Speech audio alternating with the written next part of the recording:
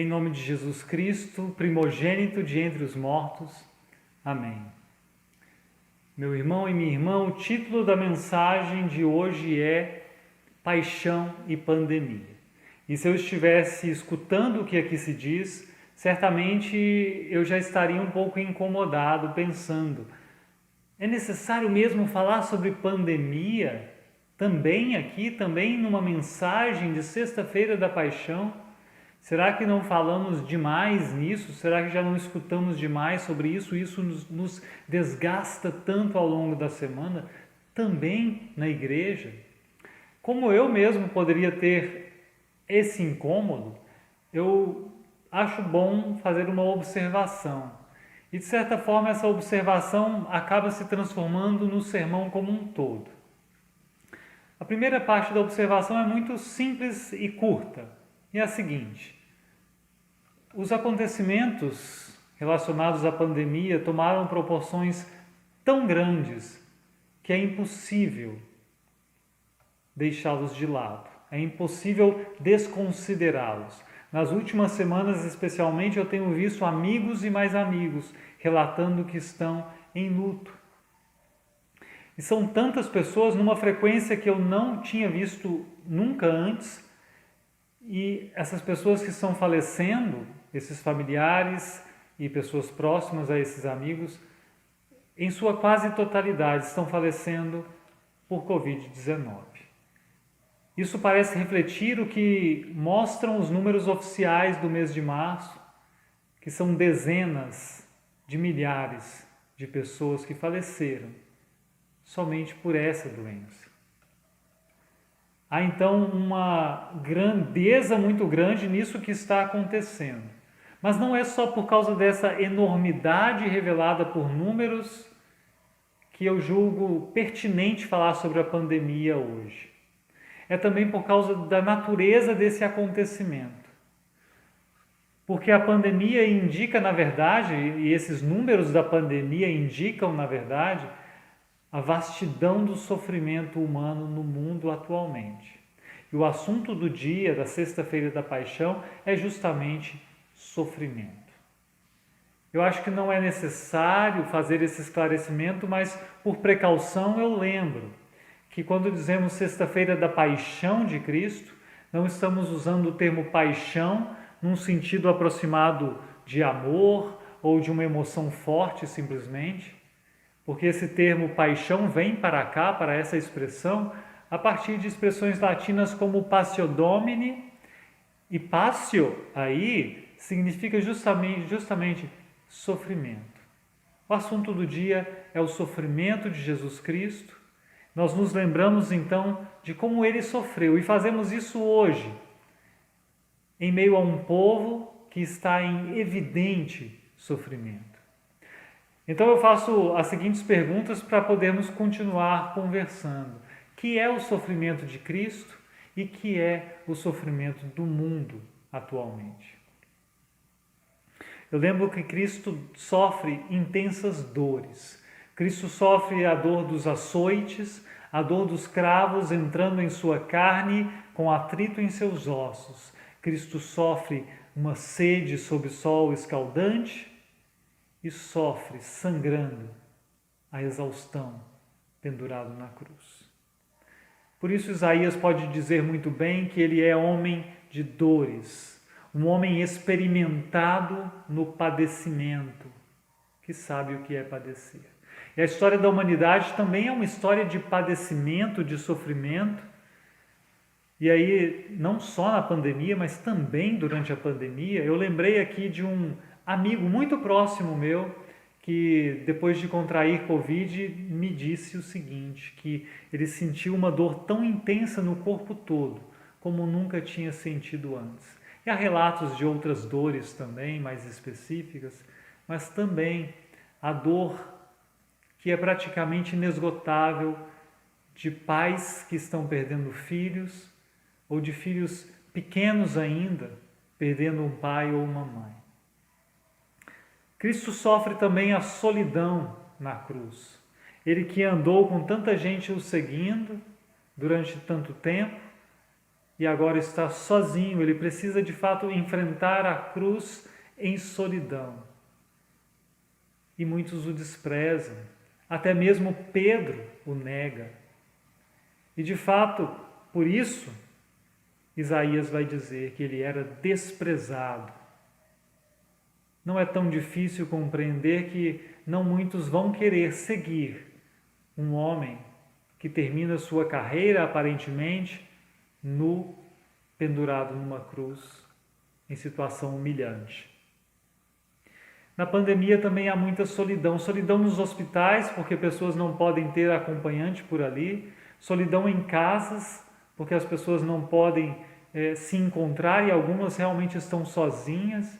É claro que essa solidão da pandemia não se dá por causa de um desprezo, mas por uma necessidade de distância.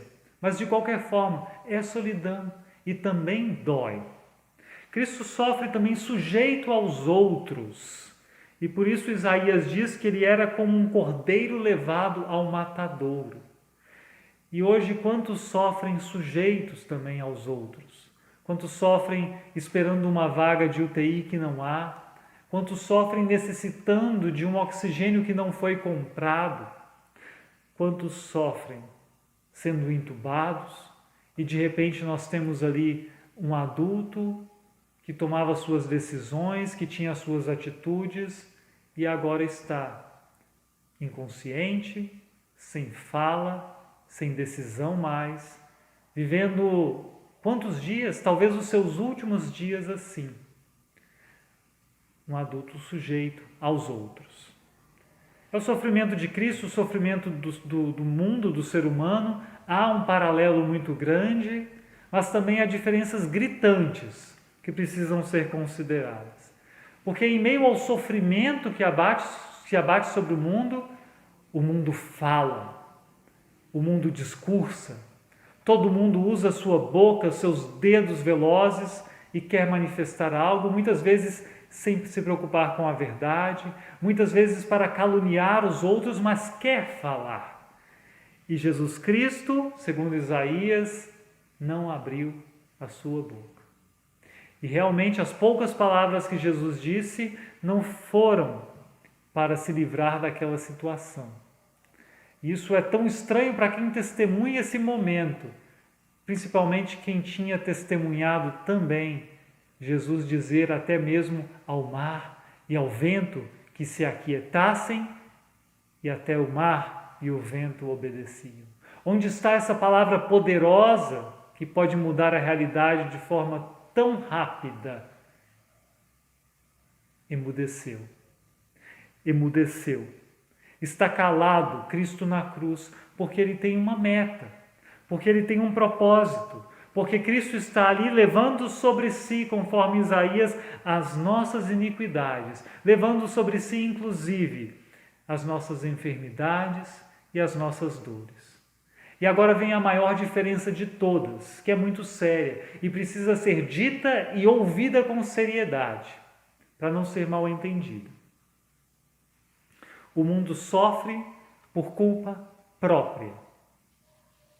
Eu não estou dizendo que a gente pode dizer isso sobre casos específicos, que uma família que sofre por Covid agora sofre especificamente isso por uma culpa específica dessa família. Não é isso que eu estou dizendo. Mas eu estou dizendo que há sofrimento no mundo, inclusive doenças e pandemias, por causa do ser humano mesmo. Por causa do pecado cometido pelo ser humano que coloca este mundo todo em desordem. E se você olhar bem, essa realidade é tal que não se pode negar, que a maldade humana é tão grande que antes de qualquer pandemia e depois dela, há tanto crime, há tanta violência, há tanto abandono, há tanto abuso sexual, tanta escravidão dissimulada, tanto passar a perna no outro para ganhar algo a mais, há tanta mentira. A maldade humana parece não ter fim. Então parece que a humanidade em si é simplesmente um ideal inalcançável. O que há é desumanidade. E essa humanidade, chamada assim, sofre por culpa própria. E Cristo sofre por culpa alheia, porque Isaías diz que ele foi ferido por causa das nossas transgressões e moído por causa das nossas iniquidades. Isso não é uma mera lição, é um ato que tem um efeito, é um ato que tem um resultado.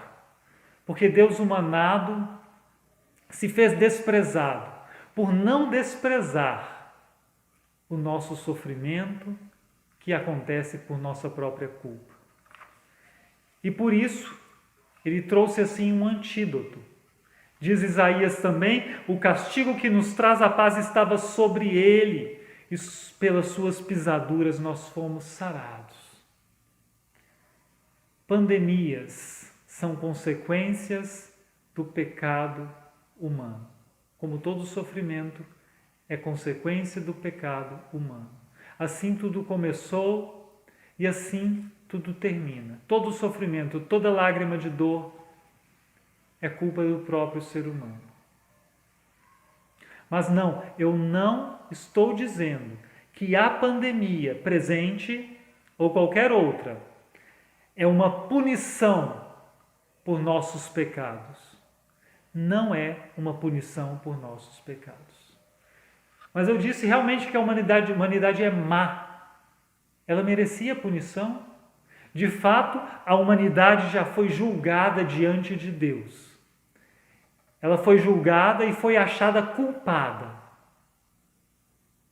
E ela foi condenada. Então não há punição? Sim, há uma punição. E essa punição foi derramada de modo implacável sobre aquele pendurado numa cruz. Foi derramada de modo definitivo sobre Jesus Cristo, aquele único que não tinha culpa própria alguma, mas que levou sobre si toda a culpa humana.